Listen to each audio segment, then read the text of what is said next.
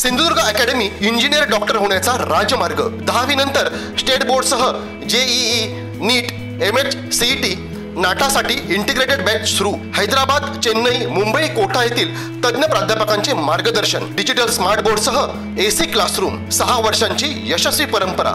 आमच्या संस्थेतील 82 विद्यार्थ्यांना मेडिकल तर 134 विद्यार्थ्यांना इंजिनिअरिंगला प्रवेश। पत्ता इंद्रायणी शिक्षण प्रसारक मंडळ संचलित Pushpasen Sawant science junior college, वाडी उमरमळा, मुंबई गोवा महामार्ग, ओरोस। संपर्क 91 58 83 45 87 88 10 18 53। त्यांच्यामुळे माननीय अमित शाह आणि माननीय देवेंद्र फडणवीस या तिघांनी मला उमेदवारी दिली आणि मला विजयाला तिन्ही कारणीभूत आहेत, म्हणून त्यांचे मी आभार मानतो, त्यांना धन्यवाद देतो।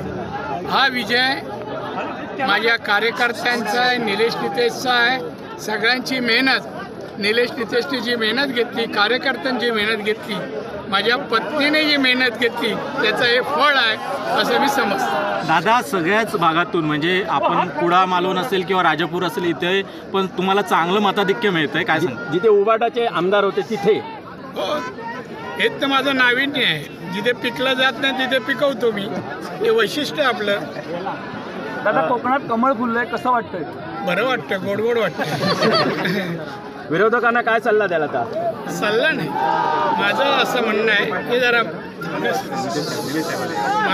माझं असं सांगणं आहे की हा विजय मी सांगितल्या कोणाकोणामुळे आहे। भारतीय जनता पक्षाचं कमळ कोकणात फुललेलं आहे। ज्याने अपशगुन केला त्यानं मला सांगायचं वाटतं, अब की बार आने वाले चुनाव में मेरी बारी है।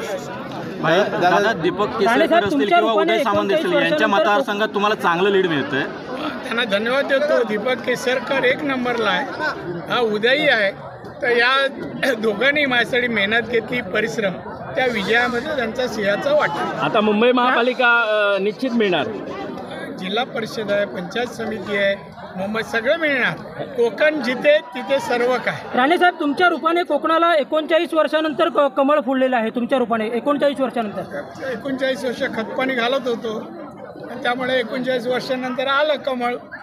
दादा, ठाकरेंचे दोन्ही उमेदवार ठाकरेच्या दोन्ही उमेदवारांचं पानिपत झालेलं आहे, दोन्ही उमेदवार मोठ्या फरकाने पराभूत झालेले आहेत। एवढं चांगल्या क्षणी हे नाव का घेता? नको घेऊ, ते कुठे लंडन बिंडनला आहे, तिथे हवा खाऊ दे ना, आणि म्हणून सांगितलं आता मेरी बारी आहे। ज्यांचं नाव घेतलं ना त्यांचं कोकणात नामनिशाणा नाही ठेवणार। दादा, जल्लोष कसा असेल इथून सिंधुदुर्गापर्यंत? मी झलक पाहत आहे, त्या झलकेप्रमाणे तुम्हाला दिसेल सगळं।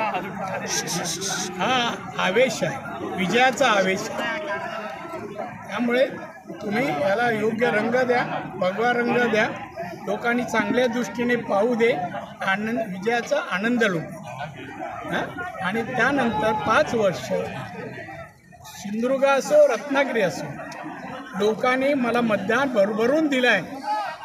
दोन्ही जिल्ह्यातल्या सर्वसामान्य जनतेने प्रेमही केलं, मतही दिलं, त्यांना मला विकास दाखवायचे, त्यांची सेवा आणि विकास मला करायचे।